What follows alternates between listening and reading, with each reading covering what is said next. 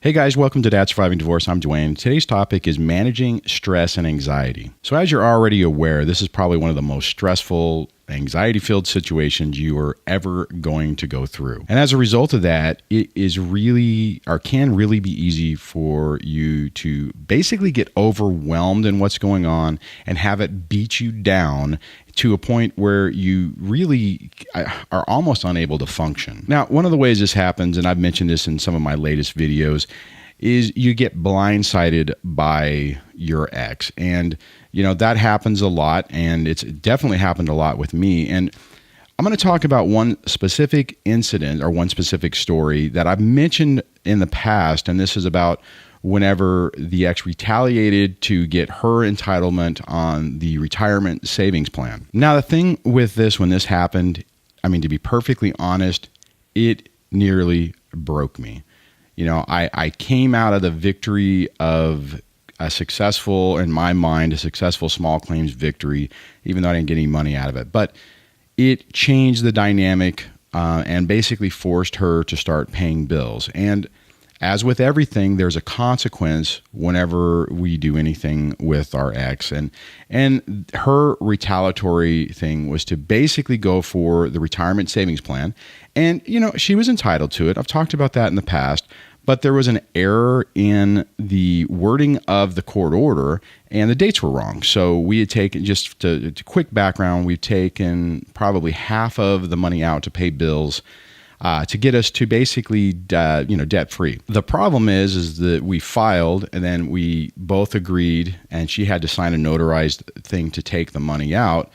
That was the date. It was like a week after that. So when she sent the paperwork in, didn't even think about it being a problem. But my company said, oh, okay, well, this is the date 5 days before or 7 days before you took out the money. So this is the balance we're looking at. And they were basically going to give her the entire balance. Actually, there was what she was supposed to get was even more money that was in it. So it would have been 100% of what was left in the retirement account. Now, I'm laughing about it now. I wasn't laughing about it then. So at the time, I was really struggling. I mean, I knew if I didn't act fast, the company, they'd already sent out the information saying what they were going to do in the timelines. And I knew I needed to get it to stop. And, you know, talking to an attorney, obviously they're expensive. I even actually asked family to, you know, basically let me borrow some money to be able to do that. That turned into a complete and total train wreck. Ultimately, what I ended up doing is I didn't take the money. I mean, I had somebody say yes, they would do it whenever to get the money. I was basically berated, and I'm like, you know what? Screw this. I don't need someone else having, you know, control or perceived control over my life, because I'd already dealt with my mom. And I said, never mind. Don't forget about it. But the problem is that scenario, that situation nearly broke me. I mean, I was defeated and I nearly gave up. I remember when I came back from that meeting, I guess, I was done. I mean, I remember meeting with Debbie and said, you know what? I'm done. I can't do this anymore. She can have the kids. I'm done. I can't do it. I cannot fight this stupid fight anymore where every time I turn around, I get blindsided. Now, obviously, that's not the way this whole thing played out, because this channel would be completely different had that been the end of that story, or had that sent me down a different path. And the important part of this story is I was able to slow myself down. I was able to calm myself down and give me some space to breathe and think. So ultimately, what I ended up doing was a consolidation type loan to pay off some credit cards, get some extra cash in hand to be able to give a deposit to the attorney to start that whole process. And it worked, right? They were able to get the company. I mean, we did an emergency court order to try to get a judge to say, you know, this needs to be stopped until we have we can get this litigated. Actually, the judge said, nope, not going to do that. I was devastated with that too, because I'm like, are you kidding me? You know, I mean, if they give her all this money, I will never get it back. I won't ever be able to get it back. Well, fortunately, I mean, so the judge said no, but just the legalese that my attorney was able to send it to my company, they froze everything. They're like, you know what? everything is on hold until we get a new updated court order or agreement or something legal that says what exactly is going on here. We're stopping. Thank God. So bottom line though, slowing down gave me an opportunity to think about what was going on, to kind of recharge my batteries and get my game face back on, if you want to call it that, but to get my energy back up and to basically fight the fight. Now, ultimately, this quote unquote battle, if you want to call it that, it took another year. I mean, now, to be perfectly honest, I was in no hurry at this stage to really to settle this. My attorney wanted to settle it. They were constantly like, well, just to settle, agree to this, agree to this, agree to this. I'm like, no. And I had no vested interest, right? It wasn't like it was money that I was going to be able to get. It wasn't like I needed the money right then and there. I mean, it was one of those things where the only person who was going to benefit from this was my ex, because she was going to get a wad of cash. And I was getting nothing. I mean, it wasn't like I could pull any money out of it. It wasn't like I could take a loan out of it because there wasn't enough of the vested part of it or whatever. So I mean, it was really one of those things where it's a long-term situation that our opportunity, or I don't know how you really want to call it, but basically I'm not going to be able to touch that money until I'm like way into my 50s and probably 60s. So I kicked the can down the road every chance I could get, because I figured, you know what, there's no vested interest in this with me. If we make an agreement, the only person who's going to benefit from this is the ex is going to get, a wad of cash, like I just said, and waiting potentially could give me more of a strategic opportunity to lower the amount that, she was trying to say. Problem was, this is like basically going through a whole nother divorce. And I think I've talked about this before, but the bottom line on this is managing your stress and your anxiety when you're going through this, managing, how you react and that reaction is slowing down. Not allowing yourself to get, have a PTSD response, which I absolutely was having in the beginning stages of this, and giving yourself a chance to slow down, breathe, relax, and have a clearer view of what's going on and what your options really are. Now, I've talked about this a lot, about just taking it slow, that all of this legal crap for the most part is not fast. Now, I completely understand if you're dealing in a situation where your ex has been able to deny you access to your child and you're trying to, get this resolved as quickly as possible so you can see your kids. One, don't take an agreement or don't settle on something to get a little bit of time because you want some time as opposed to no time.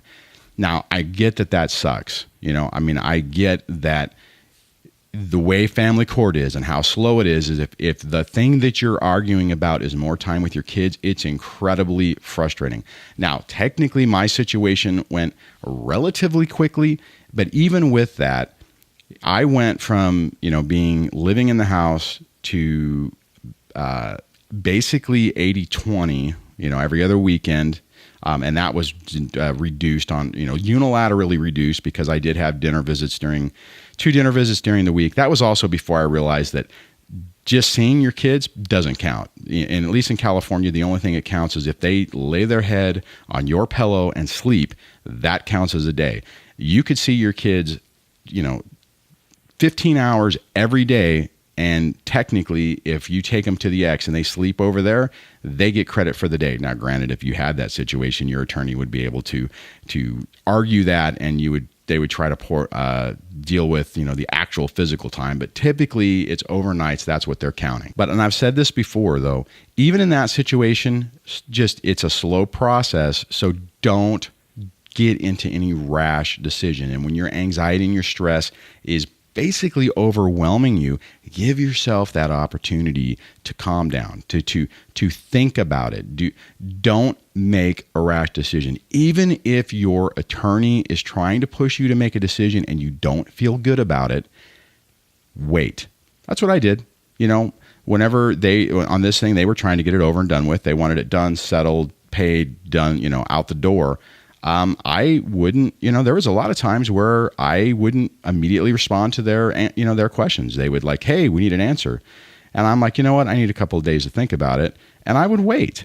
And for the most part, you have the opportunity to do that. So make sure that you use that to your advantage. Like I said before, if you're dealing with the thing with your kids and not seeing them, even with that, slow down to make sure that you're making the best decision for you and your kids. You're much better off going without seeing them for, another month or so, if that means that you have a better custody arrangement for the next 15 years, okay? That you have to think long term about this. And when I'm talking about it being slow, that's kind of what you're looking at. It's like, okay, well, you can look at the immediate result or what, the immediate, I don't know even if it's a victory, but, getting something right now, but does it really get you where you want to go? And that's really what you need to think about. All right, now, I was just using this as one example, but I mean, unfortunately, there were many instances throughout this where I thought I wasn't going to be able to continue, that I was preparing myself for a crushing defeat, and I'll make another video about a different story on that at a different day. But bottom line is, don't let your anxiety and stress on this situation with what you're dealing with, especially in the heat of the moment, whenever it feels like a ton of bricks just crushing down on you, give yourself some time. Give yourself a night to think about it. Sleep on it. Make sure that you're making the best decision that you possibly can for you and your kids in the most rational way. Don't allow anybody, your attorney, the court system, your ex, to force you to make a decision that you don't feel comfortable with. Okay, so on that, I'm going to wrap this up. If you've had a experience with this and you want to share it, do it in the comments below. If you like this video, so lately I haven't really been necessarily making videos that are really like, man, I like that video. It's more like, yeah, that's really good information, but I feel like someone just jabbed me in the eye. But if you want to support the video, give it a like. If you like the channel, please subscribe. And if you haven't gone over and signed up for the newsletter at the Dad's Thriving Divorce website, run on over and do that and check out the new improvements that I've made over there. And I will chat with you guys in the next video. So take care, be strong, and I'll talk to you later.